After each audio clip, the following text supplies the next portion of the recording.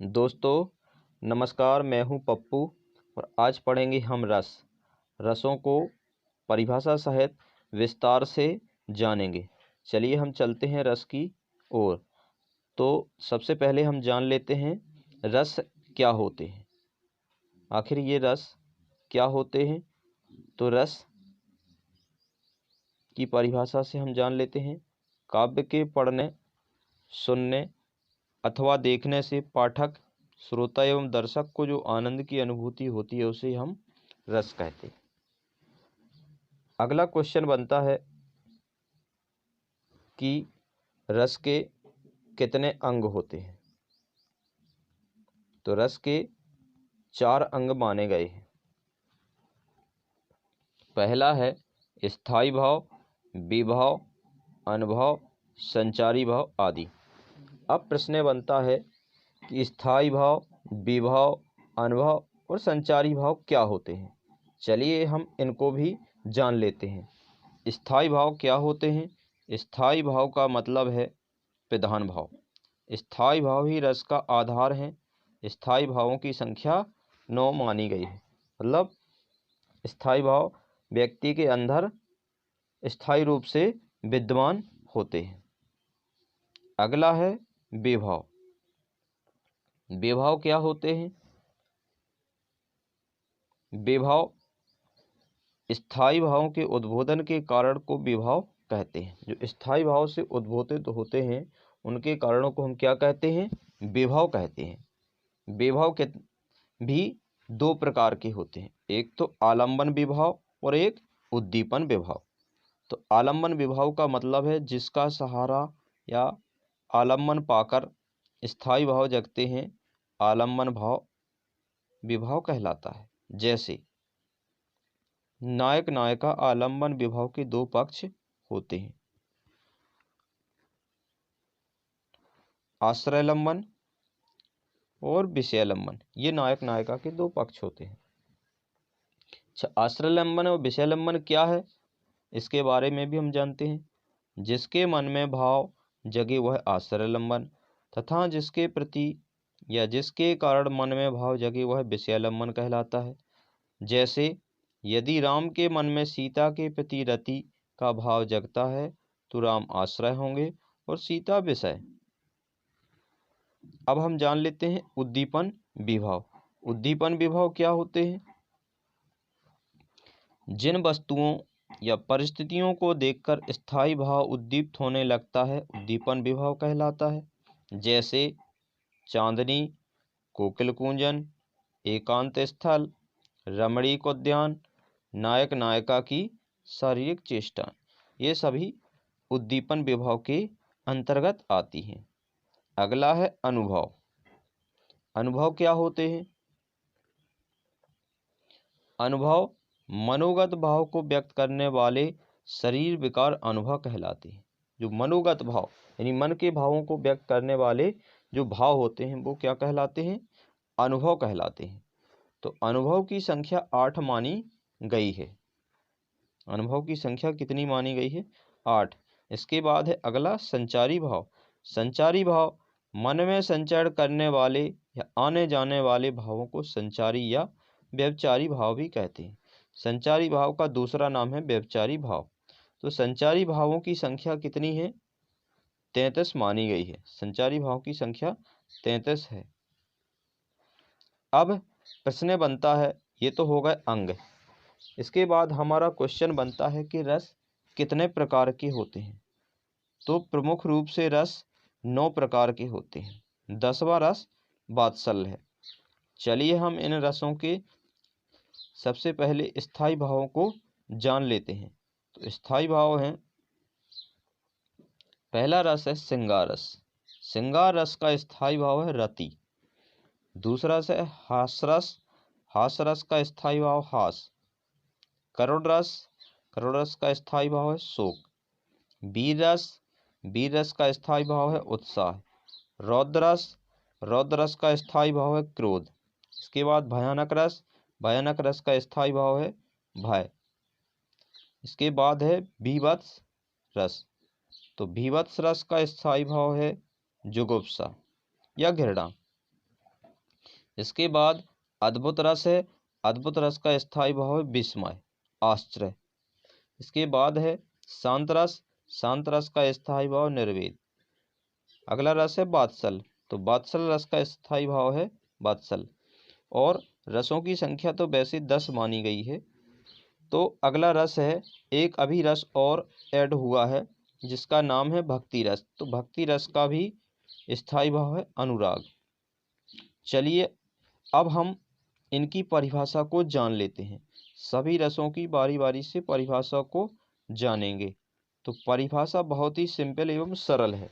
अगर हमें स्थायी भाव और रस के अंग आ गए तो उन्हीं के आधार पर हम इन रसों की परिभाषा को व्यक्त कर सकते हैं। चलिए देख लीजिए। तो परिभाषा सीखना बहुत ही आसान है। हमें अगर एक परिभाषा आ गई और उनके स्थायी भाव आ गए तो उसी प्रकार से सेम परिभाषा है। चलिए पहली परिभाषा बता देता हूँ। श्रृंगार रस है तो श्रृंगार रस का स्थायी भाव होता है रति। तो परिभाषा क्या है? सहृदय के हृदय में स्थित रति नामक स्थायी भाव का जब विभाव, अनुभव एवं संचारी भाव से संयोग होता है वहाँ श्रृंगार रस होता है। तो श्रृंगार रस का उदाहरण है, राम को रूप निहारत जानकी, कंगन के नग की परछाई, याते सब सुध भूल गई, कर टेक रही पल टारत नाही। अब हम अगले रसों को लेते हैं। अच्छा, एक बात और बता दूं, श्रृंगार रस के दो भेद हैं। एक तो संयोग श्रृंगार और दूसरा है वियोग श्रृंगार। संयोग श्रृंगार क्या होते हैं? काव्य में जहाँ नायक और नायिका के मिलने का चित्रण होता है वहाँ संयोग श्रृंगार होता है। जैसे बतरस लालच लाल की, मुरली धरी लुकाए, सोह करें भो हनि हंसे देन कहे नट जाए। तो यहाँ पर संयोग श्रृंगार रस होगा। अगला इसी का दूसरा पार्ट है वियोग श्रृंगार। तो वियोग श्रृंगार क्या होते हैं? काव्य में जहाँ नायक नायिका के बिछड़ने का चित्रण होता है वहाँ वियोग श्रृंगार होता है। मतलब काव्य में जहाँ नायक नायिका के बिछड़ने का चित्रण हो वहाँ वियोग श्रृंगार होता है। उदाहरण है, दर्द की मारू बन बन डोल्यूं, वैद्य मिलाना कोय, और मीरा के प्रभु पैर मिटेगी पीर मिटेगी, जब वैद्य समलिया होए। यह वियोग श्रृंगार रस का उदाहरण है। चलिए हम अगले रस की ओर चलते हैं। अगला रस है हास। तो हास रस का स्थायी भाव है हास। परिभाषा सेम है, बस थोड़ी चेंजिंग है। सहृदय के हृदय में स्थित हास नामक स्थायी भाव का जब विभाव, अनुभव एवं संचारी भाव से संयोग होता है वहाँ हास रस होता है। अर्थात कहाँ बदरिया ने बंदर से, चलो नहाए गंगा, और बच्चों को घर में छोड़ेंगे होने दो हुड़दंगा। तो हमें किसी भी कहानी या कविता को पढ़ने से हंसी आती है तो वहाँ पर हास रस होगा। इसके बाद है अगला रस करुण रस। करुण रस का स्थायी भाव है शोक। तो करुण रस की परिभाषा को जान लेते हैं। सहृदय के हृदय में स्थित शोक नामक स्थायी भाव का जब विभाव, अनुभव एवं संचारी भाव से संयोग होता है वहाँ करुण रस होता है। चलिए हम इसका उदाहरण देख लेते हैं। देखी सुदामा की दीन दशा, करुणा करके करुणा रिधि रोए, पानी परात को हाथ हुए नहीं, नैनन के जल सो पग धोए। तो यहाँ पर है करुण रस। इसके बाद अगला रस है वीर रस। तो वीर रस का स्थायी भाव है उत्साह। सहृदय के हृदय में स्थित उत्साह नामक स्थायी भाव का जब विभव, अनुभव एवं संचारी भाव से संयोग होता है वहाँ वीर रस होता है। उदाहरण है, बुंदेले हर बोलों के मोह हमने सुनी कहानी थी, खूब लड़ी मर्दानी वह तो झांसी वाली रानी थी। तो यहाँ पर कौन सा रस होगा? वीर रस। चलिए हम अगले रस को जान लेते हैं। अगला रस होगा रौद्र रस। तो रौद्र रस के बारे में हम जान लेते हैं। सहृदय के हृदय में स्थित क्रोध नामक स्थायी भाव का जब विभव, अनुभव एवं संचारी भाव से संयोग होता है वहाँ रौद्र रस होता है। जैसे श्री कृष्ण के सुन वचन अर्जुन क्रोध से जलने लगे, सब क्रोध अपना भूलकर करतल युगल मलने लगे। तो यहाँ पर रौद्र रस होगा। अगला रस है भयानक रस। भयानक रस का स्थायी भाव है भय। चलिए हम इसको भी जान लेते हैं कि भयानक रस क्या होते हैं। सा हृदय के हृदय में स्थित भय नामक स्थायी भाव का जब विभाव, अनुभव एवं संचारी भाव से संयोग होता है, वहाँ भयानक रस होता है। जैसे एक ओर अजगर रही लखी, एक ओर मृगराय, बिकल बिटोही बीच ही परियो मूर्छा खाए। तो यहाँ पर भयानक रस होगा। अगला रस है भीभत्स रस। भीभत्स रस का स्थायी भाव है जुगुप्सा या घृणा। तो इसको जान लेते हैं आखिर ये क्या है। सा हृदय के हृदय में स्थित जुगुप्सा या घृणा नामक स्थायी भाव का जब विभाव, अनुभव एवं संचारी भाव से संयोग होता है, वहाँ भीभत्स रस होता है। जैसे सिर पर बैठो काग, सिर पर बैठो काग, अखियां दो खात निकारत, खींचे ही जीवहि सियार, और अति आनंद पावत।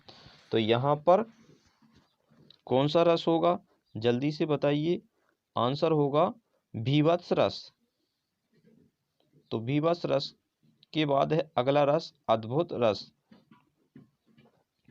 अद्भुत रस का स्थायी भाव है विस्मय। तो परिभाषा सेम है। सा हृदय के हृदय में स्थित विस्मय नामक स्थायी भाव का जब विभाव, अनुभव एवं संचारी भाव से संयोग होता है, वहाँ अद्भुत रस होता है। जैसे एक अचंबा देखा रे भाई, सिंह ठाड़ा चरावे गाय, आगे पुत्र पीछे माई, चेला के गुरु लागे पाई। तो यहाँ पर अद्भुत रस होगा। इसके बाद है शांत रस। तो शांत रस को जान लेते हैं। सा हृदय के हृदय में स्थित निर्वेद नामक स्थायी भाव का जब विभाव, अनुभव एवं संचारी भाव से संयोग होता है, वहाँ शांत रस होता है। जैसे चलती चक्की देखकर दिया कबीरा रोय, दो पाटन के बीच में सावध बचा न कोय। तो ये शांत रस का उदाहरण है। अगला रस है वात्सल रस। तो वात्सल रस का स्थायी भाव है वात्सल्य या स्नेह। तो परिभाषा है सा हृदय के हृदय में स्थित वात्सल्य नामक स्थायी भाव का जब विभाव, अनुभव एवं संचारी भाव से संयोग होता है, वहाँ वात्सल्य रस होता है। तो परिभाषा सेम ही है। इसके बाद हम उदाहरण को जान लेते हैं। उदाहरण है धूरी भरे अति शोभित श्यामजू, जैसी तैसी बनी सिर सुंदर चोटी।